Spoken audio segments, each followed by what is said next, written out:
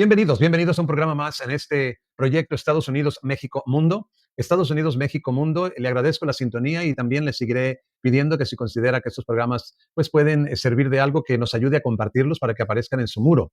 Estamos en este proyecto Estados Unidos, México, Mundo con la utopía de cambiar el mundo, de buscar una unidad que nos lleve a planear, a pensar en un nuevo mundo, una nueva forma de producir y distribuir riqueza para que haya menos necesidades, más beneficios, bienestar en general. Bueno, en esta ocasión vamos a seguir con la línea de la historia. 2500 años de historia, nos encontramos en el siglo XX. Ya hemos iniciado con los eventos que se llevaron a cabo en este siglo XX, los 1900. Estamos hablando de la Revolución Mexicana.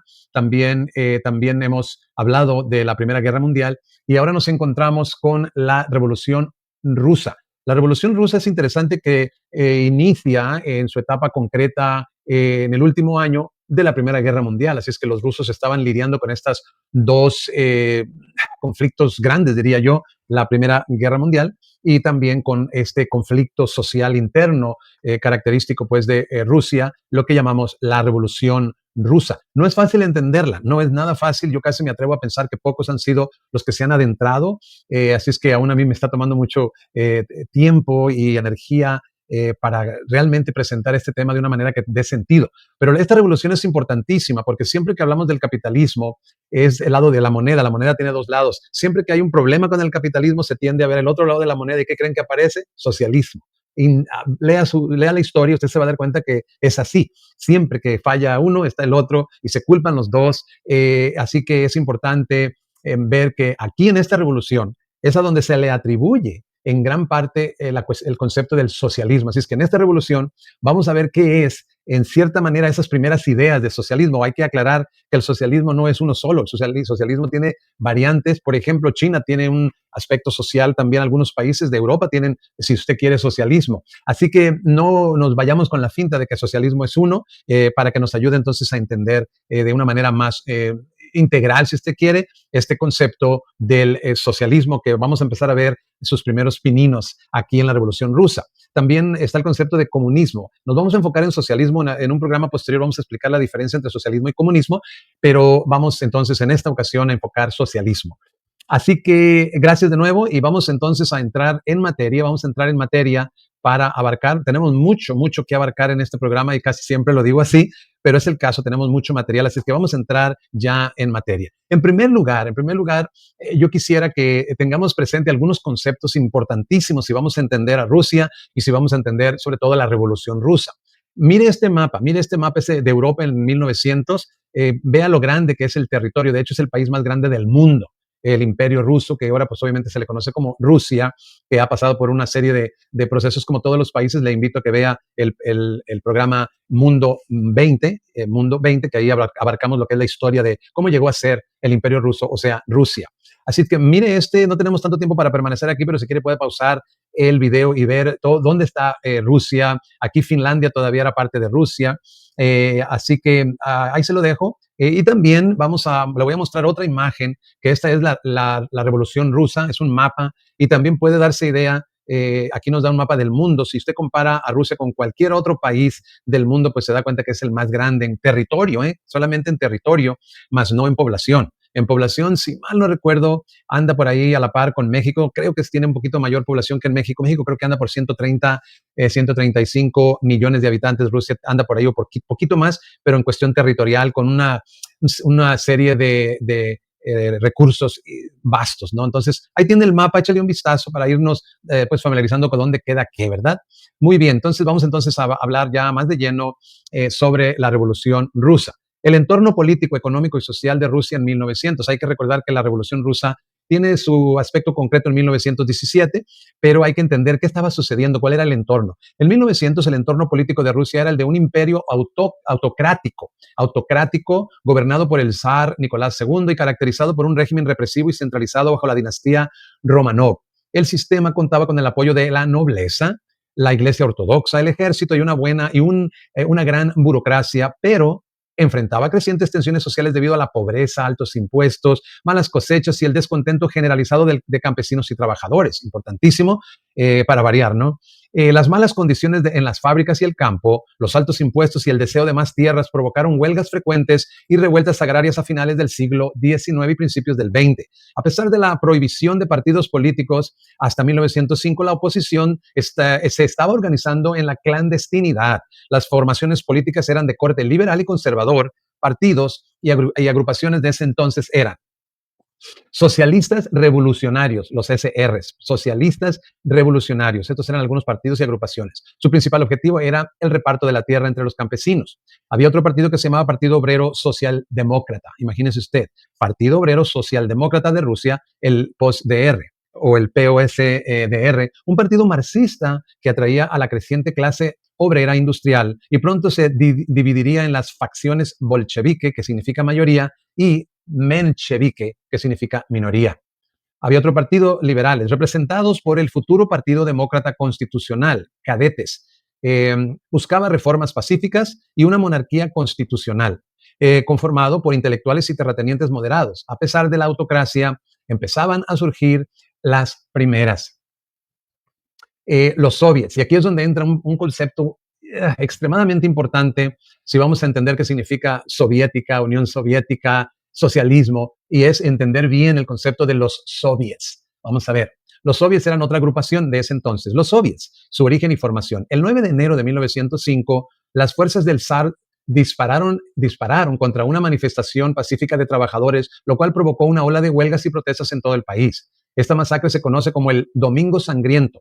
Los soviets, aquí vienen, surgieron espontáneamente de los trabajadores en huelga. Se organizaron como consejos. Y vamos a recordar esta palabra, hay que vincularla. Soviet significa consejos. Consejos de personas para coordinar las luchas laborales y gremiales en respuesta a las malas condiciones bajo el zarismo, malas condiciones de vida, el hambre y la falta de derechos.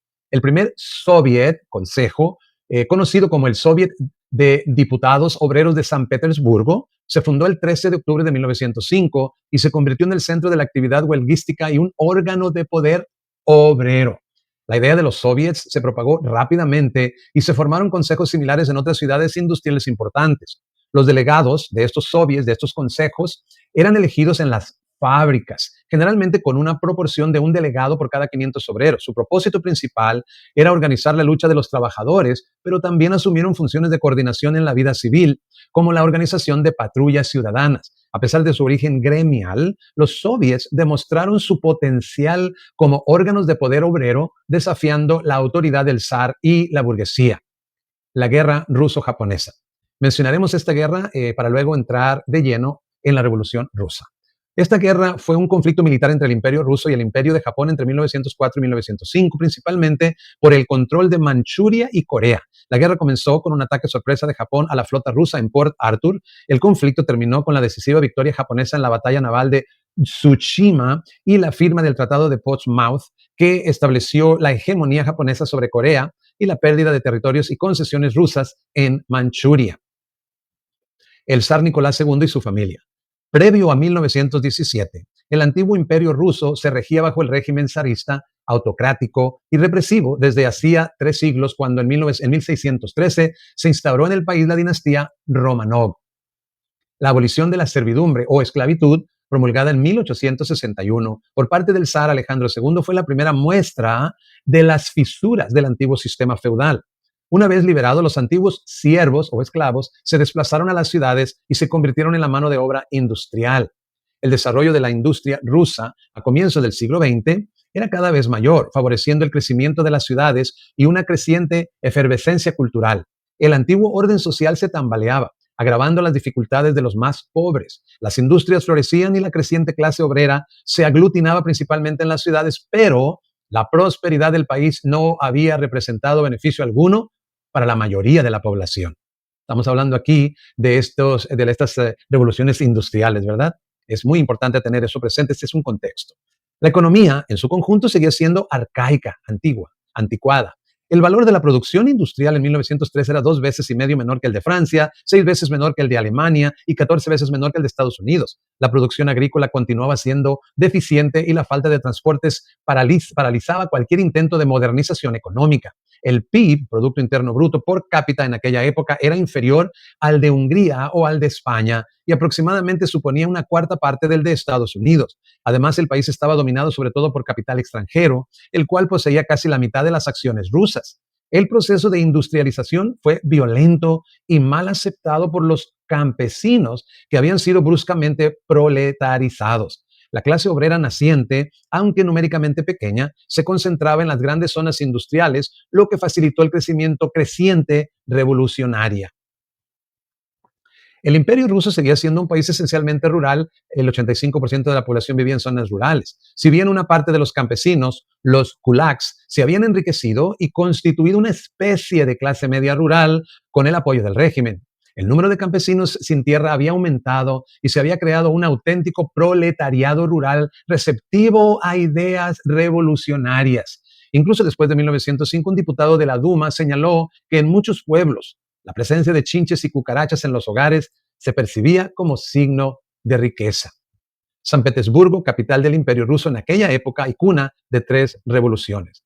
Tras la escolarización llevada a cabo unos años antes, algunos obreros habían sido convencidos por los ideales marxistas y otros pensamientos revolucionarios. Sin embargo, el poder zarista se mostró inmóvil. En los siglos XIX y XX, varios movimientos organizados por miembros de todas las clases sociales, estudiantes, obreros, campesinos o nobles, trataron de derrocar el gobierno, pero sin éxito. Algunos recurrieron al terrorismo y a los atentados políticos, convirtiéndose los movimientos revolucionarios en objeto de dura represión llevada a cabo por la todopoderosa Okhrana, que era policía secreta del zar. Muchos revolucionarios fueron encarcelados o deportados, mientras que otros lograron escapar y unirse a las filas de los exiliados.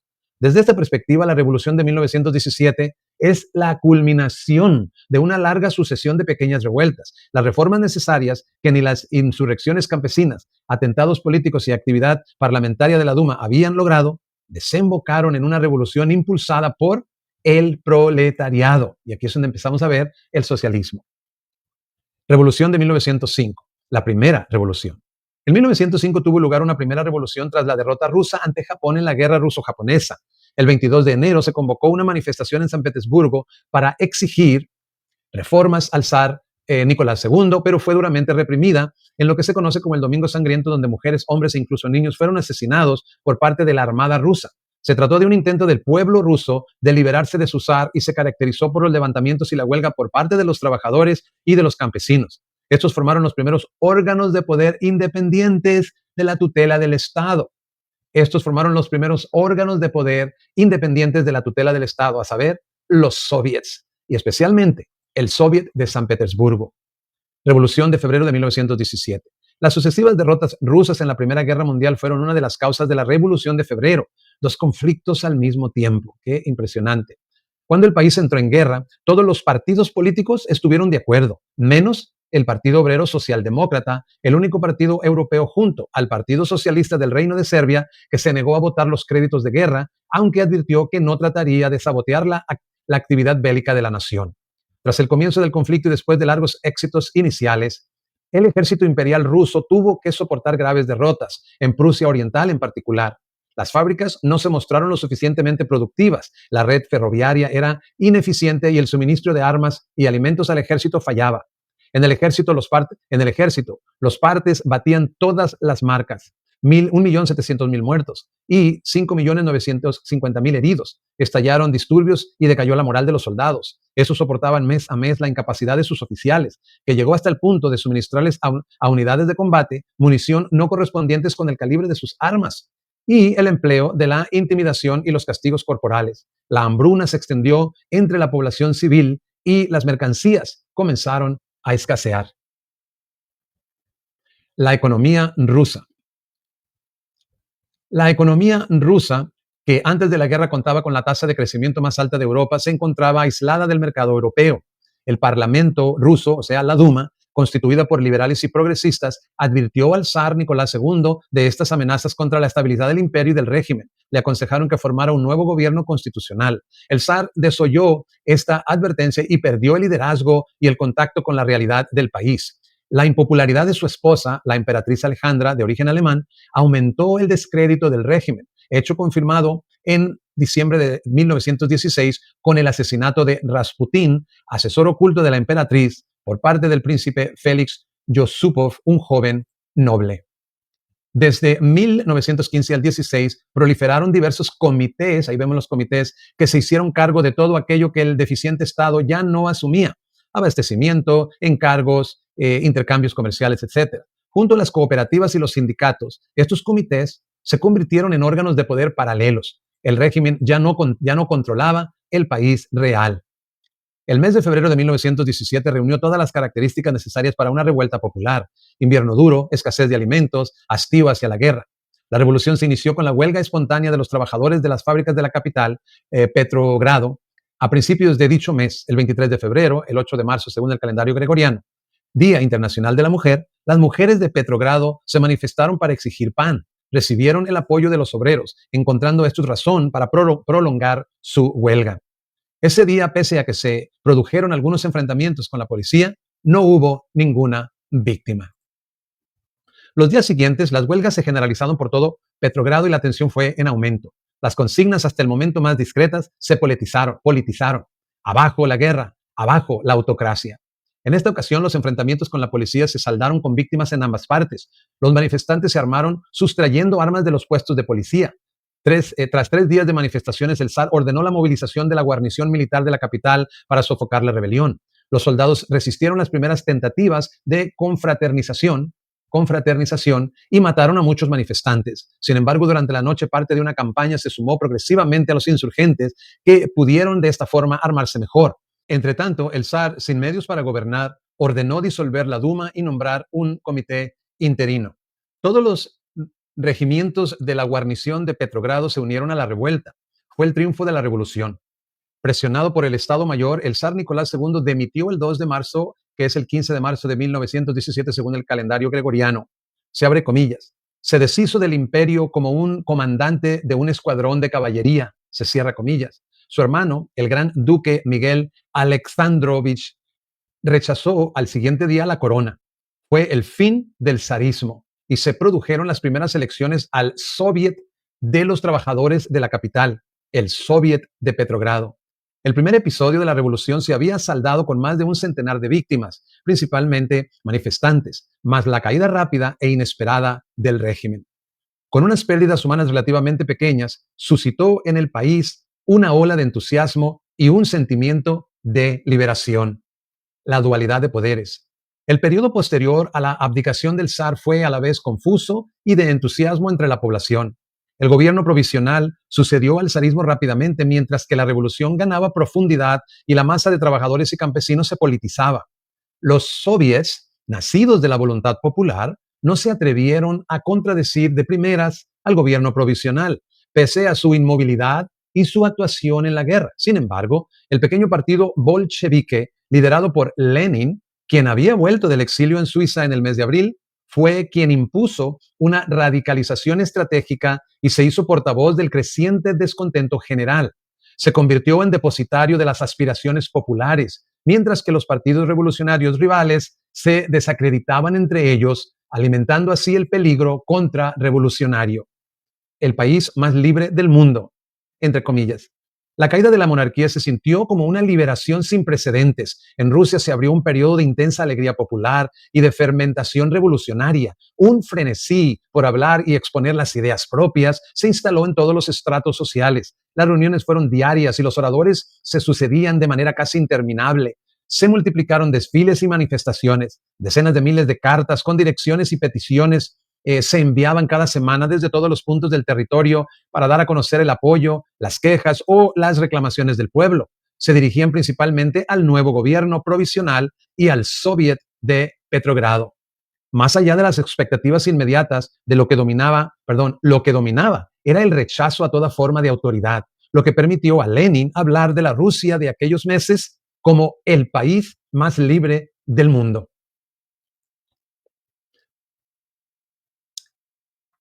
Así lo expresó Mark Ferro. En Moscú, en Moscú, los trabajadores obligan a su patrón a aprender las bases del futuro derecho obrero. En Odessa, los estudiantes dictaban a su profesor el nuevo programa de historia de las civilizaciones. En Petrogrado, los actores sustituyeron a su director de teatro y escogieron el próximo espectáculo. En el ejército, los soldados invitaban al capellán a sus reuniones para que éste diera sentido a sus vidas. Los niños menores de 14 años reivindicaban el derecho a aprender boxeo para hacerse escuchar ante los mayores. Era el mundo al revés. Reunión de soldados revolucionarios en el Gran Ducado de Finlandia en marzo de 1917. Estas primeras semanas llenas de esperanza y generosidad fueron muy pacíficas, tanto en las ciudades como en las zonas rurales. Ninguna represalia oficial o espontánea se tomó contra los antiguos siervos del zar, teniendo incluso derecho estos a trasladar su residencia o exiliarse. El gobierno provisional abolió la pena de muerte, ordenó la apertura de las prisiones, permitió el retorno de los exiliados por cualquier motivo, incluyendo Lenin, y proclamó las libertades fundamentales, a saber, las libertades de prensa, de reunión y de conciencia, en la práctica ya adquirida tras la Revolución de Febrero. El antisemitismo de Estado desapareció. La Iglesia Ortodoxa rusa, bajo la tutela del Estado desde tiempos de Pedro I el Grande, pudo reunir libremente un consejo que en el verano de 1917 estableció el Patriarcado de Moscú. En el ejército, la orden número 1, expedida por el Soviet de Petrogrado, que contaba con la mayoría de socialistas revolucionarios y mencheviques, prohibió el acoso humillante de los oficiales a los soldados e instauró los derechos de reunión, petición y prensa. Por último, la manifestación más clara de la emancipación de la sociedad civil fue, por supuesto, la creación espontánea de los soviets o consejos de obreros, campesinos, soldados y marineros, que cubrieron en una semana la práctica totalidad del país. Estas asambleas, que ya habían surgido en 1905, especialmente el Soviet de San Petersburgo, paliaron la escasez de organizaciones habituales en Occidente, partidos, sindicatos, debida a la represión zarista. Fueron órganos de democracia directa que pretendían ejercer un poder autónomo y, ante la posibilidad de que el gobierno provisional llevara a cabo una contrarrevolución, velaron por la preservación y ampliación de las conquistas de la Revolución de Febrero. El gobierno provisional y los soviets, integrantes del gobierno provisional ruso. La Duma eligió un gobierno provisional encabezado por Mikhail Rodzianko, un exoficial del zar del partido octubrista, monárquico y rico terrateniente. Desde el 15 de marzo, la dirección de dicho gobierno fue tomada por Georgy Lvov, un liberal progresista del Partido Democrático Constitucional.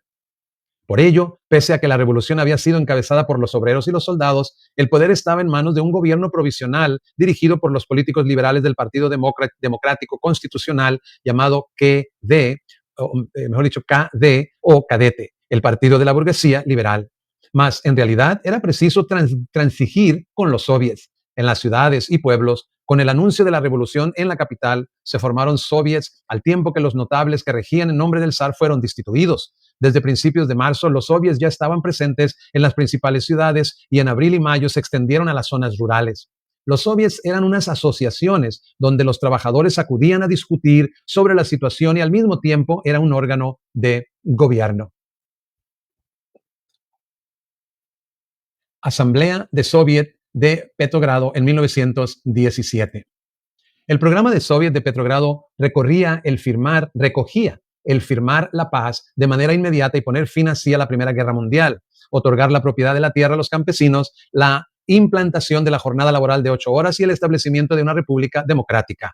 Este programa resultaba inaplicable para la burguesía liberal, que asumió el poder tras la revolución, que no firmó la paz, ni revisó la propiedad de las tierras, ni acortó la jornada laboral.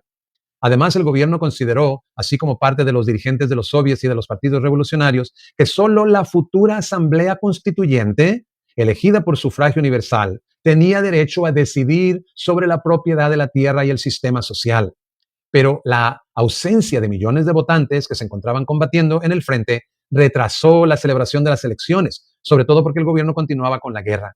La realización de las reformas fue continuamente aplazada sine die. La situación llegó hasta el punto que el gobierno se abstuvo de proclamar oficialmente la República antes de septiembre. Tomó así el riesgo de decepcionar peligrosamente a la población. Por añadidura, no podía gobernar sin el apoyo de los soviets, que contaban con el respaldo y la confianza de la gran masa de trabajadores. Los soviets estaban dominados por los socialistas, mencheviques y socialistas revolucionarios. Los bolcheviques, a pesar de su nombre en ruso mayoritarios, era una minoría. Por aquel momento, los soviets, incluido el de Petrogrado, demostraron un apoyo moderado al gobierno provisional y no continuaron reclamando las reformas más radicales, lo que obliga a matizar la noción habitual de, entre comillas, dualidad de poderes. La confluencia entre el soviet de Petrogrado y el gobierno provisional cristalizó en la figura de Alexander Kerensky, social revolucionario, vicepresidente del soviet de Petrogrado y ministro de Justicia y Guerra. Casi todos los revolucionarios, especialmente los de la escuela marxista, creían que la revolución proletaria era prematura en un país económicamente atrasado y rural. En su opinión, Rusia solo estaba preparada para una revolución burguesa, ya que el proletariado era demasiado débil y muy reducido. La revolución debía limitarse primeramente a las tareas que el análisis marxista asignaba a la revolución burguesa, cumplidas por la Revolución Francesa en 1789, a saber, el fin del feudalismo y la reforma agraria.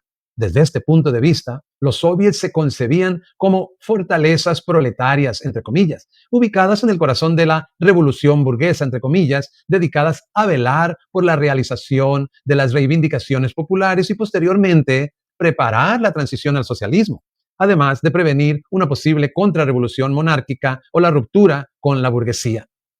Pese a ello, esto no respondió a la urgencia que las masas exigían para ver colmadas sus aspiraciones. Los partidos revolucionarios corrían el peligro de incurrir en el mismo descrédito popular que el gobierno provisional. Crisis repetitivas. Las jornadas de abril de 1917. A pesar de la voluntad popular de poner fin a la guerra, la participación en la Primera Guerra Mundial no varió. En abril, la publicación de una nota secreta del gobierno a sus aliados diciendo que no pondría en peligro los tratados zaristas y que continuaría con la guerra provocó la ira entre los soldados y trabajadores. Las manifestaciones a favor y en contra del gobierno causaron los primeros enfrentamientos armados de la revolución y precipitaron la renuncia del ministro de Relaciones Exteriores, el historiador Pavel Miliukov del KD. Los socialistas moderados entraron a continuación en el gobierno con el apoyo de la mayoría de los trabajadores, que creían que así podrían ejercer presión para poner fin a la guerra. Al mismo tiempo, poco después de su regreso a Rusia, Lenin publicó sus tesis de abril. Importantísimo este párrafo, por eso lo puse en letra negrilla. Continuando con los argumentos expuestos en el imperialismo, Estado Supremo del Capitalismo, afirmó que el capitalismo había entrado en fase de putrefacción, entre comillas, y que la burguesía ya no era capaz, en los países recientemente industrializados, de asumir el papel revolucionario que ya había desempeñado en el pasado. Aquí leo otra vez que el capitalismo había entrado en fase de putrefacción y que la burguesía ya no era capaz. Aquí se hace alusión a lo que se ganó e implementó con la Revolución Francesa, donde la burguesía tomó un papel protagónico en el gobierno, que la burguesía ya no era capaz en los países recientemente industrializados de asumir el papel revolucionario que había desempeñado en el pasado. Para él, solamente se podría detener la guerra y asegurar las conquistas de la Revolución de Febrero, dando todo el poder a los soviets. Aquí vemos lo que es el socialismo, o un aspecto del socialismo, porque hemos dicho que no hay un solo socialismo, hay varios. Lenin se negaba a prestar cualquier tipo de apoyo al gobierno provisional y exigió la confiscación de las tierras y su posterior redistribución entre los campesinos, el control obrero sobre las fábricas y la transición inmediata a una república de soviets. Estas ideas eran muy minoritarias en el propio seno de los bolcheviques, que se mantenían en una línea común de apoyo al gobierno, llegando el periódico Pravda, dirigido por Stalin y Molotov, a hablar públicamente de la reanudación del trabajo y la vuelta a la normalidad. Pero con el colapso económico y la guerra en curso, las ideas del partido bolchevique, dirigido por Lenin y por Trotsky, a partir de verano, fueron ganando influencia. A principios de junio, los bolcheviques ya eran mayoría en el Soviet de Petrogrado de diputados, de obreros y soldados. Las jornadas de julio. En los primeros meses de 1917, la guerra provocaba un rechazo inferior al de la incapacidad del zar para llevarla con eficacia, unido a la crueldad y la negligencia de los oficiales. El derrotismo revolucionario, entre comillas, llegó a ser impopular en el propio partido bolchevique. Muchos, y no solo en la élite burguesa rusa, esperaban una explosión patriótica y jacobina contra la Alemania del Kaiser, algo así como lo que sucedió tras la caída de la monarquía francesa en 1792, que llevó a la victoria de Valmy y la derrota del enemigo. El ministro de Guerra, Alexander Kerensky, un buen orador y muy popular, fue elegido para encarnar ese arranque en los planos nacional y revolucionario. Por otra parte, las consignas a favor de la paz comenzaban a ser más fuertes en la retaguardia que en el frente, donde los soldados solían ver los obreros como privilegiados y detestaban que se pusieran en tela de juicio, la utilidad de los sacrificios que llevaban soportando desde que estalló el conflicto. De hecho, una gran mayoría de los rusos se mostraban a favor de una paz negociada, sin anexiones ni indemnizaciones, pero muchos estaban también dispuestos a dar una oportunidad a una última ofensiva militar. Sin embargo, entre febrero y julio, el cansancio y la impopularidad hacia la guerra fueron ganando terreno, así como la propaganda pacifista. La continuación de la guerra creaba una situación muy crítica, ya que era imposible instaurar la jornada laboral de 8 horas sin perjudicar a la producción bélica o tratar de convocar elecciones para formar la Asamblea Constituyente, teniendo millones de soldados en el frente. Dispersión de una muchedumbre reunida en la Nevsky Prospekt de Petrogrado, julio de 1917. El fracaso militar de la ofensiva Kerensky, puesta en marcha a principios de julio, provocó una decepción general. Tras algunos éxitos iniciales debidos al general Alexei Brusilov, el mejor comandante en jefe ruso de la Gran Guerra, el fracaso se hizo patente y los soldados se negaron a situarse en primera línea de combate. El ejército entró en descomposición, las diserciones se multiplicaron, las protestas se acrecentaron y la popularidad de Kerensky comenzó a degradarse. Los días 3 y 4 de julio se conoció el fracaso de la ofensiva y los soldados situados en la capital, Petrogrado, se negaron a regresar al frente. Reunidos con los obreros, se manifestaron para exigir que los dirigentes del Soviet de Petrogrado tomaran el poder. Desbordados por la situación, los bolcheviques se manifestaron en contra de un levantamiento prematuro, argumentando que era demasiado pronto para derrocar el gobierno provisional. Los bolcheviques solamente eran mayoritarios en Petrogrado y Moscú, mientras que los partidos socialistas moderados mantenían una influencia importante en el resto del país. Preferían dejar que el gobierno prosiguiera con sus actividades para demostrar así su incapacidad para gestionar los problemas suscitados tras la revolución, a saber, la firma de la paz, la jornada de 8 horas y la reforma agraria. El aumento de la reacción. La represión, sin embargo, se cernió sobre los bolcheviques. Trotsky fue encarcelado, Lenin se vio obligado a huir y a refugiarse en Finlandia, y el periódico bolchevique Robachi y Soldat, Obrero y Soldado, fue prohibido. Los regimientos de artilleros que habían apoyado la revolución de febrero se disolvieron, siendo enviados al frente en pequeños destacamentos, al tiempo que los obreros eran desarmados. 90,000 hombres tuvieron que abandonar Petrogrado. Se encarceló a los agitadores, entre comillas, y se restauró la pena de muerte, abolida en febrero. En el presente, la reanudación de las hostilidades se inició tras la repentina libertad otorgada por la Orden número 1 en febrero. Así, el 8 de julio, el general Kornilov, que comandaba las operaciones del frente sudoriental, dio la orden de abrir fuego de ametralladora y artillería contra los soldados que abandonaran el frente. Desde el 18 de junio al 6 de julio, la ofensiva en este frente se saldó con 58,000 muertes sin éxito. La reacción aumentó, con el zarismo levantando la cabeza. Se produjeron pogromos, disturbios en las zonas rurales. El social revolucionario SR o ESER Kerensky sucedió a Georgy Lobov, un demócrata constitucional cadete, al frente del gobierno provisional tras las jornadas de julio, pero fue perdiendo progresivamente la consideración de las masas populares y parecía incapaz de contener el crecimiento de la reacción. El levantamiento de Kornilov. El general Lavar Kornilov fue nombrado nuevo comandante en jefe por Kerensky. Aunque el ejército se descomponía, Kornilov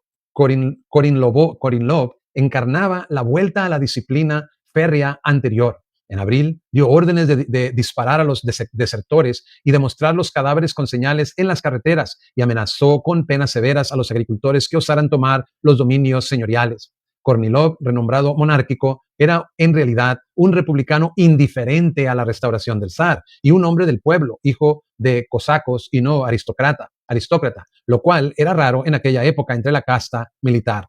Ante todo, nacionalista, deseaba la continuación de Rusia en la guerra mundial, ya fuera bajo la autoridad del gobierno provisional o sin él. Mucho más bonapartista o incluso prefascista que monárquico, no se convirtió tan rápidamente en la esperanza de las antiguas clases dirigentes, nobleza y alta burguesía, y de todos aquellos que anhelaban un retorno al orden o simplemente un castigo severo a los bolcheviques derrotistas. Alexander Kerensky, líder del gobierno provisional ruso. En las fábricas y en el ejército, el peligro de una contrarrevolución fue tomando forma. Los sindicatos, donde los bolcheviques eran mayoría pese a la represión, organizaron una huelga que fue seguida de forma masiva. La tensión aumentaba poco a poco con la radicalización de los discursos de los diferentes partidos. Así, el 20 de agosto, ante el Comité Central del Partido KD, su líder Pavel Milyukov dijo, se abre comillas, el contexto lo proporcionarán los motines producidos por el hambre o por la acción de los bolcheviques. En todo caso, la vida empujará a la sociedad y a la población a contemplar la inevitabilidad de una cirugía, se cierra comillas. La Unión de Oficiales del Ejército y de la Marina organización influyente en la parte superior del cuerpo del ejército ruso y financiada por la comunidad empresarial, pidió el establecimiento de una dictadura militar. En el frente, el capitán Marubiov, miembro del Partido Social Revolucionario, formó varios batallones de la muerte y aseguró que, se abre comillas, estos batallones no están destinados a ir al frente, sino a Petrogrado, donde ajustarán cuentas con los bolcheviques. A finales de agosto de 1917, Kornilov organizó un levantamiento armado, enviando 3 regimientos de caballería por ferrocarril a Petrogrado con el objetivo de aplastar los soviets y las organizaciones obreras para disolver a Rusia, para devolver a Rusia al contexto bélico. Ante la incapacidad del gobierno provisional para defenderse, los bolcheviques organizaron la defensa en la capital. Los obreros cavaron trincheras y los ferroviarios enviaron los trenes a vías muertas, provocando que el contingente se disolviera. Las consecuencias del intento de golpe fueron importantes. Las masas se rearmaron, los bolcheviques pudieron salir de su semiclandestinidad y en julio los presos políticos, incluido Trotsky, fueron puestos en libertad por los marinos de Kronstadt. Para sofocar el golpe, Kerensky solicitó la ayuda de todos los partidos revolucionarios, aceptando la liberación y el rearme de los bolcheviques. Perdió el apoyo de la derecha, que no le perdonaban el haber sofocado el intento de golpe, pero sin obtener al tiempo el de la izquierda, que lo consideraba demasiado indulgente en cuanto a las represalias hacia los cómplices de Kornilov, y mucho menos el apoyo de la extrema izquierda bolchevique, en la que Lenin, desde su escondite, dio la orden de no apoyar a Kerensky y de limitarse a luchar contra Kornilov. Ebullición popular, explosión campesina y crecimiento de los bolcheviques. Poco a poco los obreros y los soldados se fueron convenciendo de que no podía haber una reconciliación entre el antiguo modelo de sociedad defendido por Kornilov y el nuevo. El golpe y la caída del gobierno provisional, que dio a los soviets la dirección de la resistencia, fortaleció y reforzó la autoridad y la presencia en la sociedad de los bolcheviques. Su prestigio iba en aumento. Apremiados por la contrarrevolución, las masas se radicalizaron y los sindicatos se alinearon con los bolcheviques. El 31 de agosto, el Soviet de Petrogrado ya era mayoritariamente bolchevique, escogiendo a Trotsky como su presidente el 30 de septiembre. Todas las elecciones fueron testimonio del crecimiento bolchevique. Así, en las elecciones de Moscú, entre junio y septiembre, el PSR pasó de 375.000 a 54.000 votos, los mencheviques de 76.000 a 16.000 y el KD de 109.000 a 101.000 sufragios, mientras que los bolcheviques aumentaron de 75.000 a 198.000 votos. El lema, se abre comillas, todo el poder para los soviets, se cierra comillas, fue utilizado más allá del ámbito bolchevique, siendo usado por obreros del PSR o por los mencheviques. El 31 de agosto, el Soviet de Petrogrado y otros 126 soviets votaron una resolución en favor del poder soviético, el poder de los soviets.